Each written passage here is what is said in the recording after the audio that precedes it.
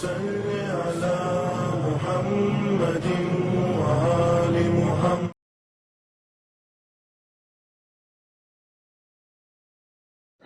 السلام علیکم ورحمۃ اللہ وبرکاتہ. پروردگار عالم سے استدعا ہے جہاں بھی رہیں خوش رہیں، آباد رہیں، شاد رہیں.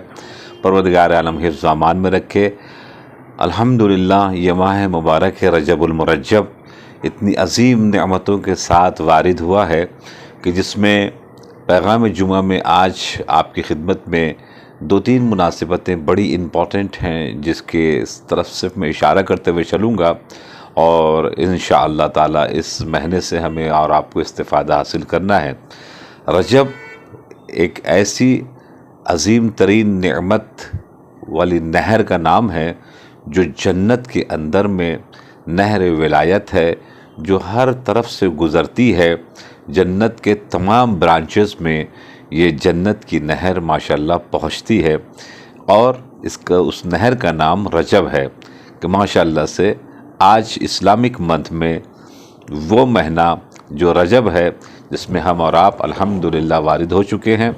اور اب بامبے کے اعتبار سے یہاں پر ولادت بسعادت جناب ابو الفضل عباس علیہ السلام 7 شعبان کو منائی جاتی ہے. لہٰذا سب سے پہلے ایک جملہ جناب عباس علیہ السلام کے سلسلے میں ہے. اس کے بعد امام جواد علیہ السلام، چونکہ 10 رجب المرجب کو ولادت بسعادت امام محمد تقی علیہ السلام ہیں، اور اس کے بعد پھر 13 رجب کو مولا متقیان امیر المؤمنین علی بن ابی طالب علیہ السلام کی ولادت بسعادت ہے. لہٰذا تھوڑی سی گفتگو ہم انشاءاللہ اس کے اوپر بھی کریں گے.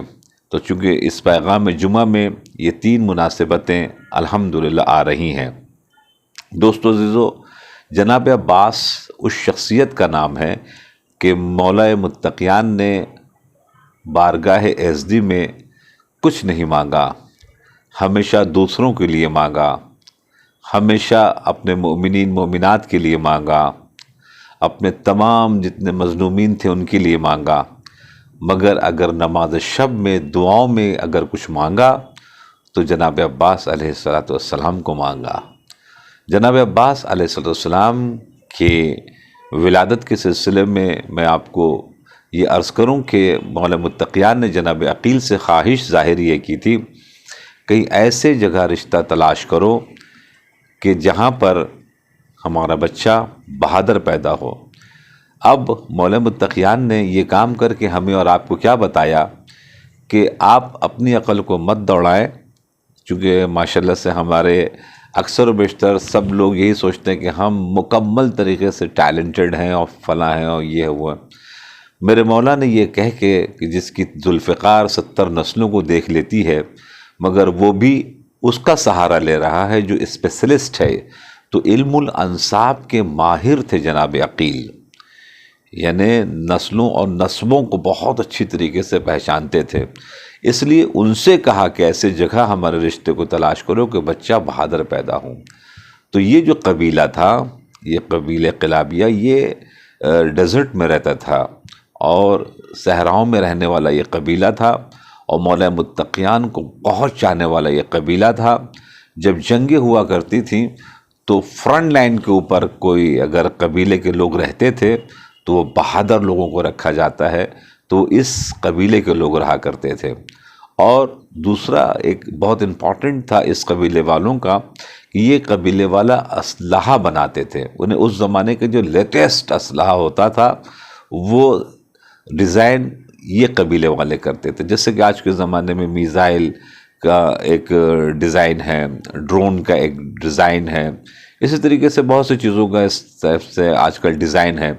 تو یہ ڈیزائن بننے کے سبب سے وہ اسلحے کی قیمت بھی جناب آج کے زمانے میں بدل جاتی ہے. اس زمانے میں یہ جو قبیلہ تھا، یہ قبیلہ ڈیزائن بنایا کرتا تھا.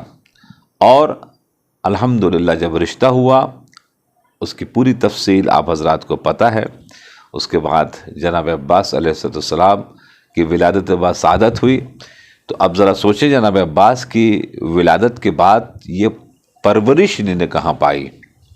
کبھی جناب زینب کی گود میں رہتے تو کبھی جناب ام کلثوم کی گود میں رہتے تو کبھی مولا امام حسن کی گود میں رہتے، کبھی مولا امام حسین کی گود میں رہتے، کبھی مولا علی کی گود میں رہتے، اور کبھی ام البنین سلام اللہ علیہا کی گود میں رہتے۔ تو ان شخصیتوں کے درمیان میں پلنے والی شخصیت کا نام عباس ہے، علمدار حسینی، اور اس انداز سے علمداری کی کہ ہمیشہ کے لیے تاریخ میں ثبت ہو گئے۔ شاعر نے بڑی اچھی بات کہی ہے کہ تابوت پیچھے آگے ہے عباس کا علم، تابوت پیچھے آگے ہے عباس کا علم، بھائی کا جیسے بھائی نگہباں ہے آج تک۔ ایک لقب ہے ہمارے جناب عباس علیہ السلام کا، باب الحوائج۔ باب الحوائج یعنی حاجتوں کے دروازہ۔ دوستو عزیزو، جو بھی حاجتیں لے کر جاتا ہے جناب باب الحوائج کی بارگاہ میں، خالی ہاتھ نہیں آتا، بلکہ وہاں سے نعمتیں الحمدللہ عنایت ہوتی ہیں، اور نعمتوں کو حاصل کر کے الحمدللہ وہ پہنچتا ہے۔ ایک ایسی محترمہ آئی اور آنے کے بعد جو ہے ان کے شوہر کا انتقال ہو چکا تھا، 2 بچے تھے، جناب عباس کی بارگاہ میں پہنچ کے کہا کہ مولا مجھے بہت سے لوگ آفر دے رہے ہیں، مگر ہم کوئی غلط راستے پر نہیں جانا چاہتے، آپ ہماری مدد کیجئے۔ ایک شخصیت سامنے آئی اور کہا کہ تم لوگوں کو خواب کی تعبیر بتاؤ، مسائل بتاؤ۔ تو کہا کہ مجھے تو کچھ نہیں آتا۔ حرمی میں ملاقات ہوئی، کہا کہ تم گھبراؤ مت، جو بھی کوئی سوال کرے گا وہ ہمیں نہیں دیکھ پائے گا، تم ہمیں دیکھو گی، ہم تمہیں جواب بتائیں گے، دوسرے یہ سنیں گے، تم سنو گی اور تم اسے جواب بتا دینا۔ جناب عباس بہت بڑے فقیہ بھی تھے، محدث بھی تھے، حافظ بھی تھے۔ تو وہ محترمہ نے ایک مرتبہ ایسی دوسرے دن سے کام جو شروع کیا تو اب وہ لائن لگ گئی، لمبی لمبی لائن لگ گئی، اور ماشاءاللہ سے پیسے کی بارش ہونے لگی۔ اس محترمہ کو بڑے بڑے مسائل کو چٹکیوں میں جناب حل کر دینے لگی تھی، مسئلے فقہی مسائل۔ تو آخر میں جب یہ بات اوپر تک پہنچی تو سرچ کرنے کے لیے ان کو بلایا گیا، بڑے بڑے آیت اللہ کے سامنے محترمہ پیش ہوئیں۔ کہا کہ آپ اس سوالوں کا جواب کیسے دے دیتی ہیں؟ بہت سے باہم معجزات ہوتے ہیں، جس میں سے ایک معجزہ آپ کے بیان کر رہے ہیں۔ کہا کہ جو بھی سوال کرتا ہے اس سوال کو وہ شخصیت بھی سنتی ہے جو سامنے ہماری ہوتی ہے، وہ جواب جو دیتے ہیں لوگ نہیں سن پاتے، ہم سنتے ہیں، ہم وہ جواب دے دیتے ہیں۔ کہ وہ شخصیت کیسی ہے؟ کا بہت خوبصورت، چونکہ بیچاری دیہات کی تھی، اتنا وہ نہیں سمجھ پاتی، اتنا نہیں سمجھ پائی کہ ان کا ہاتھ کیسے؟ کہا آج تک میں نے ان کا ہاتھ نہیں دیکھا ہے، ہمیشہ جب وہ کہتے ہیں صرف چہرہ نظر آتا ہے، اور ہم تو آپ نے دیکھا باب الحوائج، حاجتوں کے دروازہ ہیں وہ۔ اپنی حاجتیں بھی انشاءاللہ ہم اور آپ مل کر سب مولا کی بارگاہ میں پیش کرتے ہیں۔ آج روز جمعہ، روز ولادت با سعادت، باب الحوائج ہے۔ پروردگار عالم ہم سبوں کی حاجتیں بحق جناب عباس، چونکہ بامبے میں جناب عباس کی ولادت 7 رجب کو بھی مناتے ہیں، اور اس کے بعد شعبان میں بھی مناتے ہیں، جو کربلا میں منائی جاتی ہے۔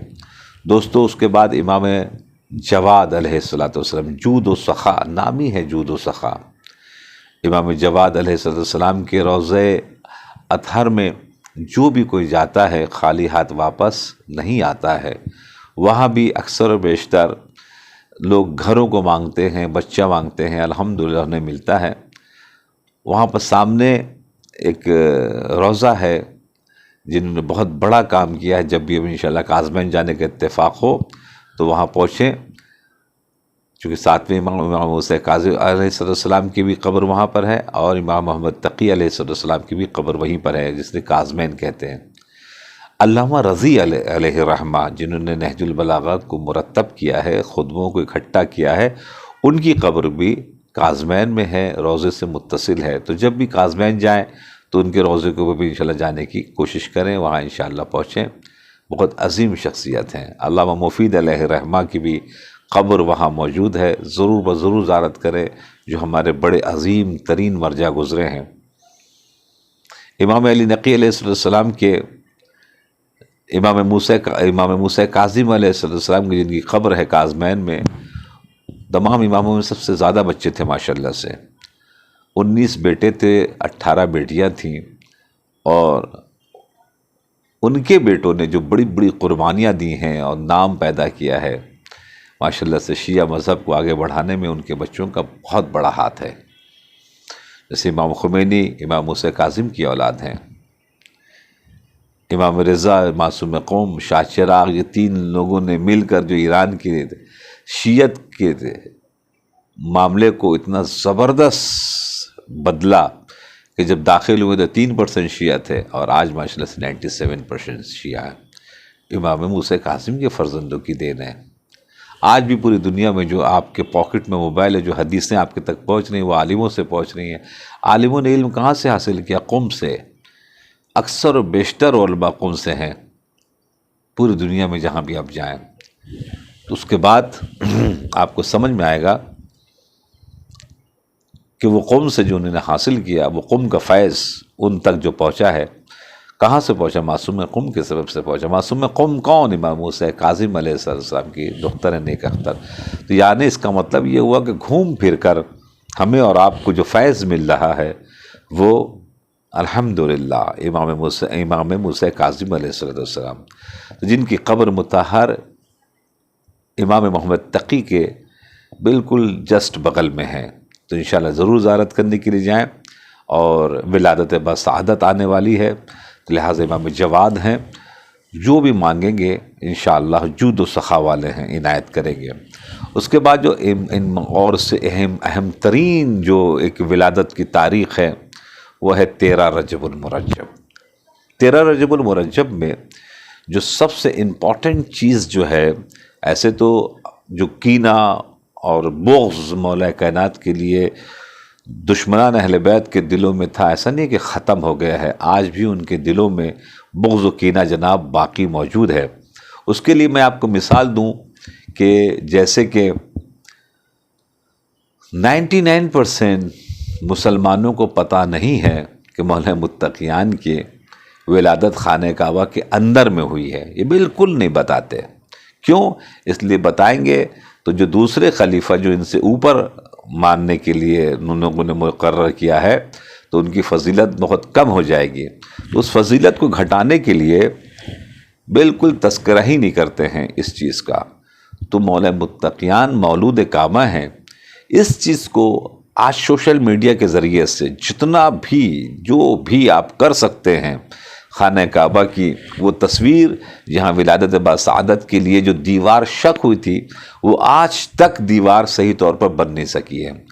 آپ اپنے اپنے گروپ میں جو بھی جہاں بھی جس گروپ میں ٹویٹر پر ہو، فیس بک پر ہو، یوٹیوب پر ہو، واٹس ایپ پر ہو، کہیں پر بھی ہو، سوال کرو کہ یہ جگہ کون سی ہے، یہ نشان کیوں نہیں مٹا، یہ دیوار کیوں نہیں بنی، خانہ کعبہ کے اندر میں کون پیدا ہوا، مولود کعبہ کون ہے، ریسرچ کر کے بتاؤ۔ تو ہر آدمی اپنے اپنے اعتبار سے مبلغ ہے آج، چونکہ مولا متقیان کی اس فضیلت کو چھپانے کے لیے دشمنان اہل بیت نے بہت کوشش کی ہے، اور آج بھی مولا کائنات کے طرف سے ان کے دلوں میں بہت کینہ ہے۔ تو اس کا جواب کون دے گا؟ اس کا جواب ہم اور آپ اگر نہیں دیں گے تو کون دے گا؟ تو لہٰذا پیغام جمعہ میں خاص کر کے اس پیغام کو آپ جہاں تک ہو سکے کہ مولا متقیان خانہ کعبہ کے اندر پیدا ہوئے تھے۔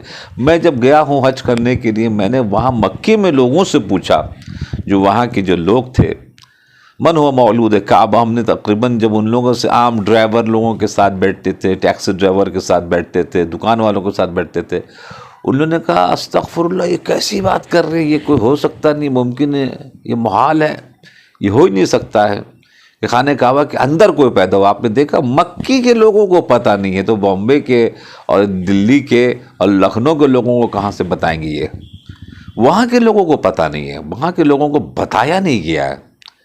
دشمنی مولا متقیان آج تک جاری ہے، اور یہ جاری رہے گی، چونکہ طہارت نہیں ہے۔ تو جو چھپا رہے ہیں، تو آپ حضرات کو پتہ ہے، تو مولود کعبہ کے اعتبار سے، یعنی جن کے اندر میں کعبے کی اندر میں ملا تھا، آج تک جناب آدم سے لے کر آج تک نہ کوئی پیدا ہوا ہے، نہ کوئی پیدا ہو سکے گا۔ یہ مخصوص فضیلت ہے مولا متقیان کے ساتھ. تو جیسے جس کی بنیاد کے اوپر خاص کر کے یہ کام آپ اپنے ذمے پر لیں. ہمارے سامعین جو بھی جہاں بھی اس کام کو اس بات کو سنیں خوب اپنے اکاؤنٹ سے خانہ کعبہ کی اس تصویر کو دکھانے کی کوشش کریں. اور میں عرض کروں گا انشاءاللہ ایڈیٹر سے کہ وہ خانہ کعبہ کی اس تصویر کو بھی جناب دکھائے کہ جہاں پر مولا متقیان کی والدہ گرامی دیوار سے گئیں، جو دیوار پھٹی تھی، شق ہوئی تھی، اس کے بعد وہ اندر گئیں، دیوار بند ہو گئی تو 13 رجب کو وہ گئیں، 13 رجب رہیں، 14 رجب رہیں اور 15 رجب کو جناب وہ واپس آئی. بیت کو بیتوتا کر کے بیت اللہ بنا دیا. شاعر نے بڑی اچھی بات کہی ہے، کہتے ہیں کہ طواف کعبہ کیا اور دل میں بغض علی، طواف کعبہ کیا اور دل میں بغض علی، تیرے نصیب کا چکر ہے یہ طواف نہیں. اللہ اکبر. پہلے کر لو حاجیو اجر رسالت تو ادا، سنتے ہیں مقروض کو حج میں نہ جانا چاہیے. تو انشاءاللہ جہاں بھی رہیں خوش رہیں، آباد رہیں، شاد رہیں، دعاؤں میں یاد رکھیں. یہ چونکہ ولادت والا مہینہ ہے، اس میں زیادہ سے زیادہ جناب جشن منائیں. اپنے شہر، اپنے علاقے کو، اپنے گھر کو، اپنی بلڈنگ کو، اپنے گھر کے باہر جن کے پاس کچھ بھی نہیں ہے، نہ ان کی کوئی فضیلت ہے، نہ ان کے لیے کوئی حدیث ہے، نہ ان کے لیے کوئی روایت ہے، نہ ان کے لیے کوئی قرآن کی آیت ہے، وہ ان کی ولادت کو منانے کے لیے اپنے اپنے گھروں کے باہر چراغاں کر رہے ہیں، محلے میں چراغاں کر رہے ہیں، جن کا ذکر حدیث میں ہے، قرآن میں ہے، روایت میں ہے، تاریخ میں ہے، جن کے اسلام کے سلسلے میں علامہ اقبال نے بڑی اچھی بات کہی، اسلام کے دامن میں بس اس کے سوا کیا ہے، ایک ضرب ید اللہ، ایک سجدہ شبیری. تو آپ ذرا سوچیں، ضرب ید اللہ جو ہے، جس کے سبب سے اسلام بچا ہوا ہے، آپ ان کی ولادت کے اوپر اپنے گھر کو روشن نہ کریں گے تو کل کس منہ سے ساقی کوثر سے کوثر مانگیں گے؟ تو لہٰذا گیو اینڈ ٹیک ہے، کچھ کریں تو ضرور ملے گا. اپنا بہت خیال رکھیے، دعا میں یاد رکھیے، اور اچھے سے اچھا کپڑا پہنیں، بچوں کو پہنائیں، شیرنی کا تقسیم کریں، اور خاص کر کے اپنے نیبروں کو ضرور جناب دیں اور بتائیں کہ آج ولادت و سعادت ہے. والسلام علیکم ورحمۃ اللہ وبرکاتہ.